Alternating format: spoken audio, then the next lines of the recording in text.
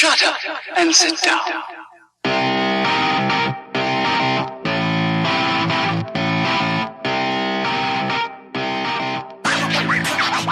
Welcome to Vox Populi News. I'm your host, Farrah Prudence. You can find us at voxpopulinews.net as well as on our Facebook page, Vox Populi News.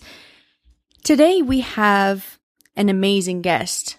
I am so honored to be speaking with him, Dr. Bill Warner, founder of C-SPY. Dr. Bill Warner holds a PhD in physics and math. He has been a university professor, businessman, and applied physicist. Dr. Warner has a lifelong interest in religion and its effects on history. He has studied the source texts of the major religions for decades. Even before the destruction of the World Trade Centers, he had actually predicted the war between Islam and America. The day after 9/11, he decided to make the source texts of Islam available for the average person. Dr. Warner coined the term Foundational School of Islamic Studies, which holds that Islam is found in the trilogy of Quran, Sirah, and Hadith. Dr. Warner founded the Center for the Study of Political Islam, known as C-SPY, and is its director. Welcome to the show, Dr. Warner. Thank you so much for being with us. We're delighted to be here. Thank you. Let's start first on maybe the most recent incident with comments in regards to Islam. Dr. Ben Carson had made a statement. It was a teeny tiny comment about Shari'a law not being compatible with the American Constitution. And he has had an amazing amount of support as well as attacks on him because of it. How would you actually respond to those? Do you agree or disagree? Well, I think let's analyze what we're talking about here, which is Shari'a law. And I think by the time we get to talking about Shari'a law, the conclusions will be obvious. The Shari'a, we don't even need to say law. The Shari'a is a codification of the Quran, the Sirah, and the Hadith. So if you want to know how a Muslim should marry, pray, draw up a will, whatever, it's all found in the Shari'a because it takes all these points and pulls them all together. If you read the original material, the Quran, the Sirah, and the Hadith, it's very awkward and bulky, and so the Shari'a codifies all of these things. So the Shari'a is derived from the Quran, the Sirah, and the Hadith, and so what's in those is in the Shari'a. Now what's important here is that as a constitution, if we want to view that, because that's what Dr. Carson compared it to as our constitution, we need to understand there's some very different fundamentals. For instance, under our constitution, there's a great deal of effort made, and it's ongoing, to make sure that all are equal before the law. That is, a white person, a gay person, a straight person, a black person, that we're all equal in front of the law. Right. That's one of the fundamentals. But inside of the Shari'a, there are different classifications. One of those is women. Women are treated differently than men under the Shari'a. And there's a special class of people called the kafir, the non-Muslim, who are treated very differently under the Shari'a. Indeed, the Shari'a calls for the kafir to be subjugated. So the other principle here we have to understand is, in contrasting it with the Constitution, Article 6 of the Constitution says that the Constitution is the supreme law of the land. Well, there's a contradiction here because the Shari'a says, no, the law of Allah is the supreme law of the land. So I agree with Dr. Carson, and I actually was delighted that he was so bold as to make the statement. What we see in him is a courage that most people in the United States don't have anymore. People don't speak honestly because they don't want to offend, and you mentioned why. If you offend Islam, you get jumped all over by the media who carries water for Islam. Correct. So I agree with Dr. Carson. Wonderful. I agree too. I have a question for you, and it's been baffling me for so long. And then I came across one of your videos a year ago, I think, and I was astounded by the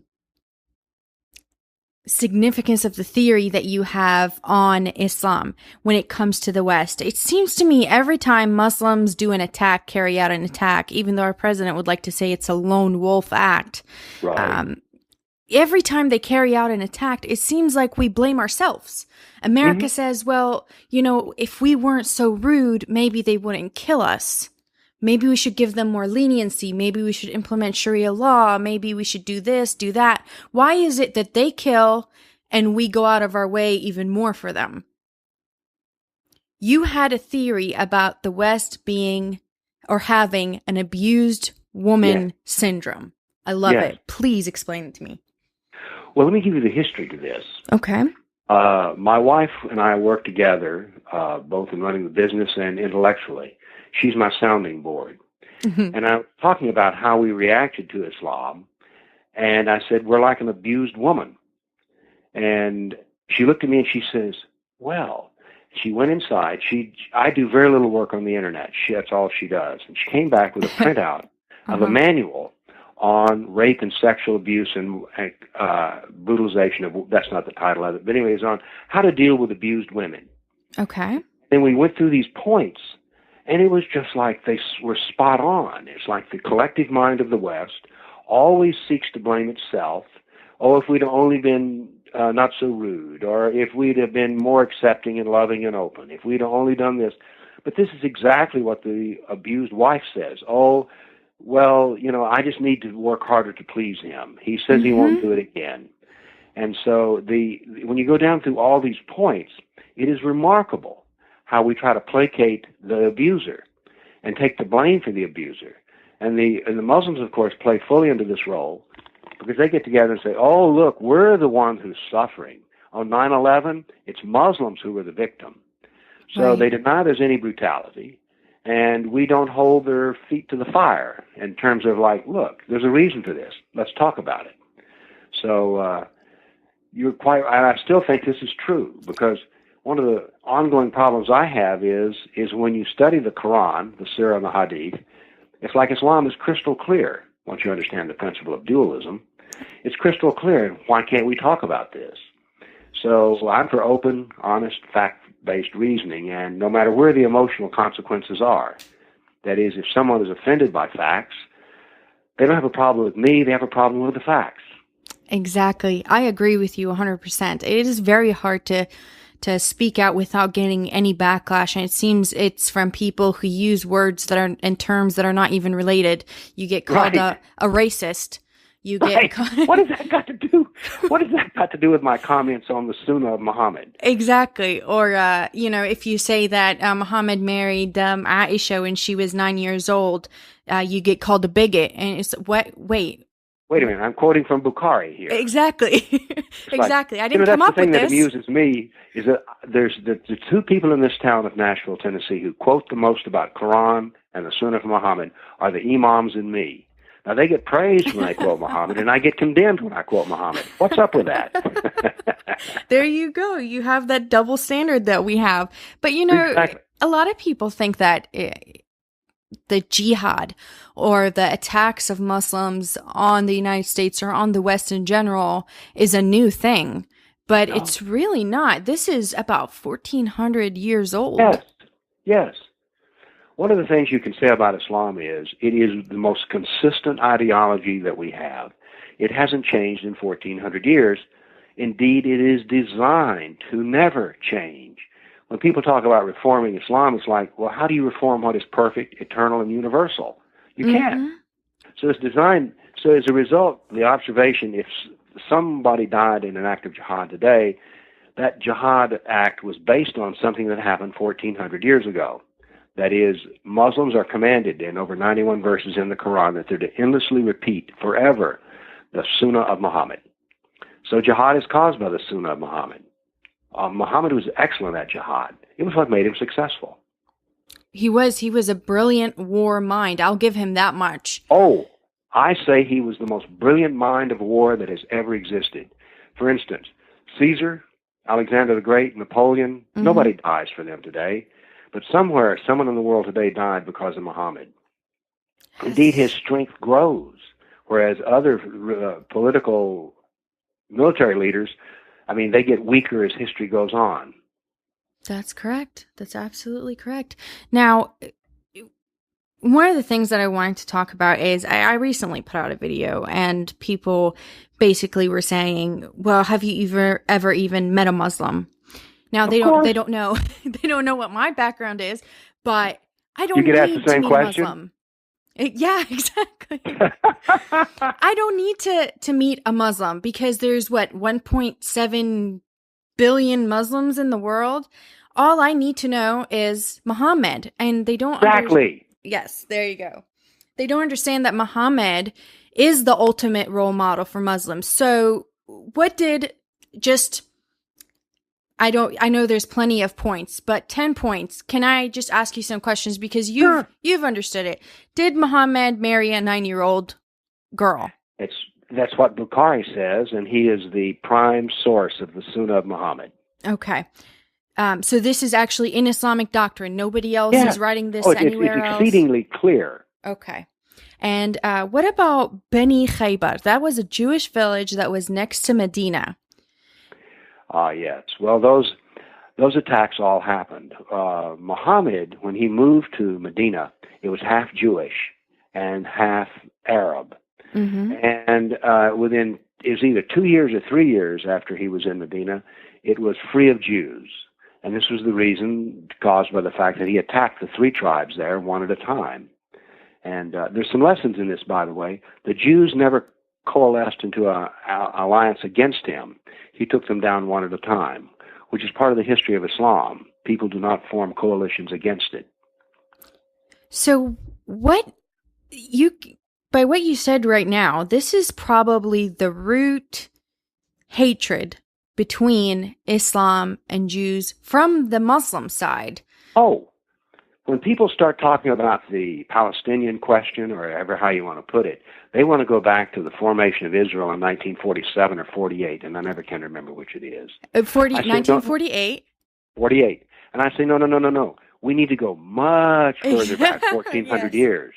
That's where the problem starts, and that's where the problem will remain. Now, what's interesting here is that the Muslims are very clear about this.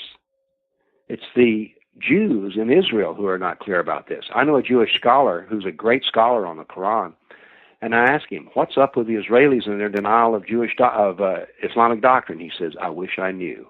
But I can tell you this, as an Israeli who does quote from Islamic doctrine, I get abused mightily for being a bigot. Oh, my goodness. It is. I see it all the time.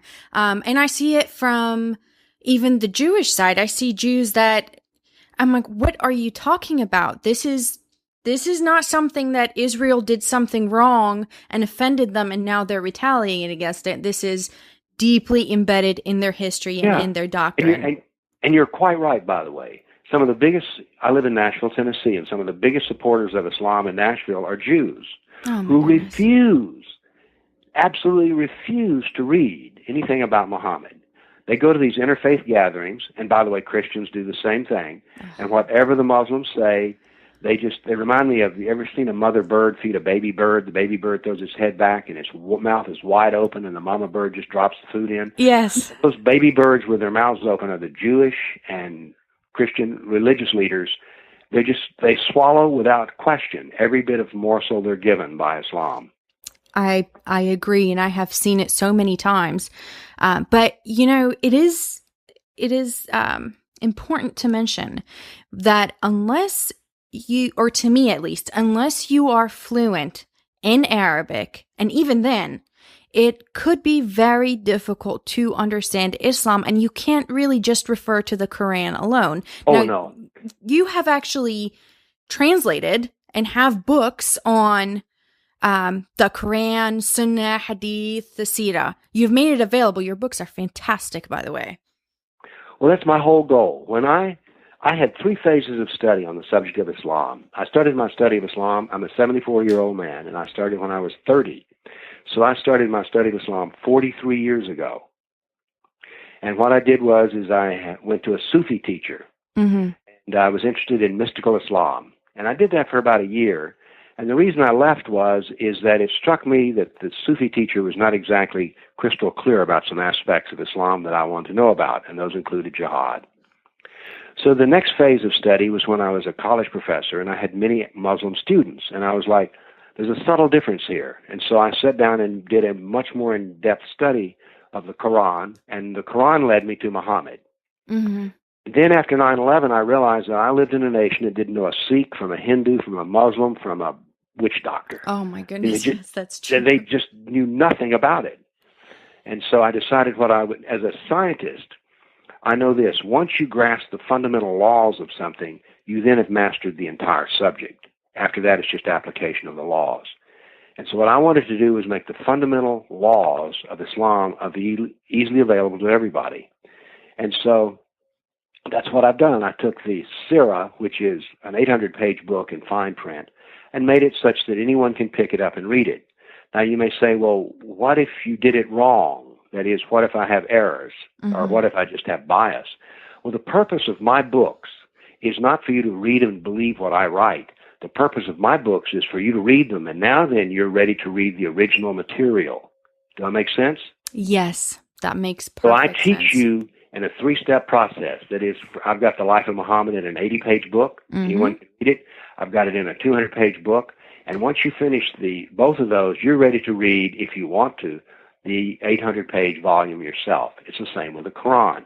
Once you finish my Qurans, you can pick up the, quote, real Quran and read it and understand it. As a matter of fact, it becomes quite transparent. So what I teach is a systematic training in Islam which allows the student not to believe what I say, not to believe what I write, but to read the original material and believe it for themselves. That's such a help, and I wish a lot more people would go ahead and get it. You know, I was reminded the other day, I was contacted by a Pakistani Muslim, and he was telling me that what I was saying about the Quran was not true. And when I asked him if he had ever read the Quran, he said no. No. And the problem is, I think it's a lot like maybe Catholicism in, say, I don't know, the Dark Ages, when people didn't really read the Bible. You just listened to what the priest said. That's exactly right. But they take it for what it is. Well, what happens here is the imam, mm-hmm. You know, there's a verse in the Quran which says that Muslims are not to ask difficult questions. Yes. Yeah. Which is the most, as a scientist, I'm like, well, those are the best questions. Exactly. Those are the good ones. Don't challenge anyone. Just take it as it is. So what we have here is that this furnishes a job for the imam. Mm-hmm. He becomes the priest who can interpret the scriptures. And it is astounding how many Muslims there are who have not read the Life of Muhammad. As a matter of fact, I have an extensive library on Islam, and one of them is a book called Leaving Islam. And it is a book written by, edited by Ibn Warwick, and these are all apostates from Islam. And by the way, Ibn Warwick is an apostate from Islam as well. Okay. And all their stories are the same. They all left Islam after they read Muhammad or they read the Quran cover to cover. So what everyone needs to read the Quran. Everyone needs to read the Life of Muhammad. Actually, I suggest to people you read the Life of Muhammad first. Then when you read the Quran, it will make sense. That I agree with you. I agree with you 100%. And by the way, let us say here that no scholar has ever existed in the history of humanity who could interpret the Quran without knowing the life of Muhammad. It's not that this is a special thing for me or you. The most brilliant scholars of the Quran all agree that you need to know Muhammad's life because that gives you the key to abrogation. The latter verse is superior to the earlier verse. Well, only with Muhammad's life do you know what came later and what came earlier. Exactly. So start with Muhammad. And besides that, it is a fascinating book. I mean, he rose from being an orphan to the first king of a united Arabia. It really is an incredible plot. It is an incredible plot. A lot of people say that Muhammad, or that Islam is kind of the trilogy of the Abrahamic religions, which it's really not. And a lot of people say, well, it derives its origins from the Judeo-Christian traditions because it mentions some of the same stories. Can you please shed some light on this? Well, let me say this. The Quran is what I call a derivative work. That is, it comes from many sources. Pagan Arabia, the Jews, and the Christians, and even the Zoroastrians, which most people don't know who they are at all. But if you know the doctrine of the Jews, and you know the doctrine of Christianity, and also what the pagan religions were of Arabia, you can see that Muhammad put them all together in a new way and ordered them for a new purpose, but that the material, as I say, is derivative. I mean, the story of Moses, for instance, is told 38 times in the Quran. Mm-hmm. And by the way, one of the things that's intriguingly different about the Quran and the Torah, or the Old Testament, is that the Old Testament is filled with wonderful stories. When you read the Quran, the stories are never complete. There's always pieces missing. And furthermore, when they're repeated, they change subtly. So, but anyway, no, if you understand other religions, you can understand Islam. Now, what Muhammad did was he hitched his caboose to the Jewish prophet train, is the way I put it. Exactly. That is, what he said was, he said, because if you're in your middle 40s and you come out and start saying God is talking to you, people are going to look at you and go, really? Can you show me some proof for that? And his proof was, I am of the Archangel Gabriel, who's talking to me, who was the same archangel who talked to the Jewish prophets. So therefore, if the Jewish prophets were true, I am true. But now then, of course, when he goes to Medina, things change, because there were Jews in Medina, and they looked at Muhammad and said, no, you're not a prophet. Yeah. But if you understand if you understand Jewish scripture, Christian scripture, and others, then most of what's in Islam is like, there's only one new idea. There's two new ideas in the Quran, I say. Mm-hmm. In the Quran written in Mecca, the early Quran, the new idea is Muhammad is the prophet of God. In the second part of the Quran, Medinan Quran, the new idea is if you do not believe that Muhammad is the prophet of God, you can be harmed. And all the other ideas are reworked. Okay, and that has obviously stayed with us till today. Now, there's two myths circulating, and I have my own conviction and opinion about them based on my own life, but I would love to hear yours. The two myths is your friendly Muslim neighbor who doesn't miss a prayer, and ISIS being a radicalized form of Islam. I know, field day, right? Have at it. Okay, here we go. First off, I do not measure Islam by Muslims. I measure Islam by its own doctrine. Therefore, if I want to discuss a Muslim, I ask how much of the doctrine of Islam does he practice? And the nice Muslim neighbor who prays 5 times a day is practicing the early part of the Quran, the Meccan Quran. No problems here. However, there's part of the Quran and the Islamic doctrine that he is not practicing. That is the part practiced by Islamic State. Now, Islamic State practices all the doctrine of Islam, both that of Mecca and that of Medina. If you read Islamic State's material, they are exquisitely, painfully careful to show that everything they do has a precedence in the doctrine of Islam. Absolutely. And so anyway, I grade Islamic State's papers and go, yep, you get an A. Oh, A+. I have never met more devout Muslims. They are following it to the T. To the last T. Absolutely, to the last T. So, let me ask you this. CARE, the Center for American Islamic Relationships, has put out a campaign, I believe a couple of years ago, that's still going on right now, saying that jihad is self-betterment. And they show little videos of little Ahmed studying and saying, that's his jihad because he's studying. And little Amna is, planting a tree. That's her jihad because she's helping the environment. Yes. How accurate is that? Well, I'm glad you asked the question that way. How accurate is it? Because we can measure the accuracy of that statement. And it turns out that what they're saying is true. But let's measure how true. And is it the complete truth? We've mentioned the word Bukhari before. He's a collector of hadiths or traditions. Mm-hmm. If we go through all of Bukhari, and there's about 7,000 hadiths, we will discover that 21% of them relate to jihad. Mm-hmm. So let's round that to 20%, 7,000. That's 1,400 little stories about jihad. Okay. Now let's sort those 1,400 stories into two piles: inner struggle, religious struggle, and killing the kafir. If we do that, we'll discover that a little less than 2% of the hadiths of Bukhari are about doing good works and struggling against bad personal problems. So maybe you get angry too easily, and your jihad is you want to become less angry. Okay. That's true. 2% correct, but 98% correct is jihad of the sword. So let's grade CARE's material. They get a 2% because they say that all of jihad is the inner jihad. That's 2%. Now, I was a college professor, and if you take a test from me and you get 2% on the test, you will receive an F. So I'm grading CARE's paper and saying, you get an F. F minus. I'm going to vote for F minus. Okay. You have to get an F minus. But you see my method. 2%. Yes, absolutely. I love it. I love how you take mathematical formulas and statistics and actually just apply math. Just simple, universal math. And so we can say that CARE is, yes, you're correct. 2% correct. Okay. And I'm giving you everything you asked for, by the way. I'm not even arguing with you. I'm saying, yes, you're right. 2% right. So when you're talking about scientific theory, if something is 2% correct, that's negligible. If I sold you a car and it worked 2% of the time, would you be happy?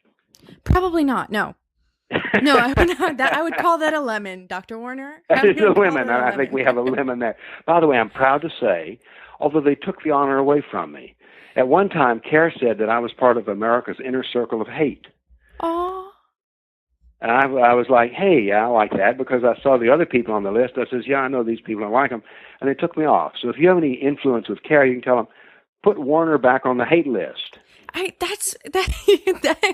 That is a great honor, actually, because here's what I believe: if nobody considers you an enemy, you have not stood up for what you believe in. Period. You got it. Period. You got it.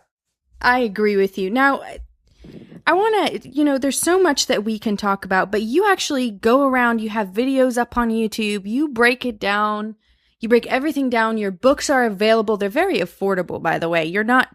It doesn't seem like you're doing this for profit at all. But what is going on in Europe with the refugees? I know you just got back from a trip over there. Have you heard anything that is not being conveyed to us by the media? I'm going to give you the words of Salman Hussein. I think I've said his name right. Okay. He is an apostate from Islam. And he's been talking with of course, Arabic is his native language. Okay. He's been talking with these so-called Syrian refugees. And he said two things are true. They're neither Syrian nor are they refugees. He said some of these people have spent as much as $18,000 to go to Germany. He said that's not a refugee. Oh, my gosh. He said, when I was a refugee, I would not have thrown away a bottle of water from the Red Cross. He said, I have literally drunk water from a mud puddle. Oh, my goodness. So he says they're not Syrian either. I've seen a couple of videos, just the ones that are kind of passed around on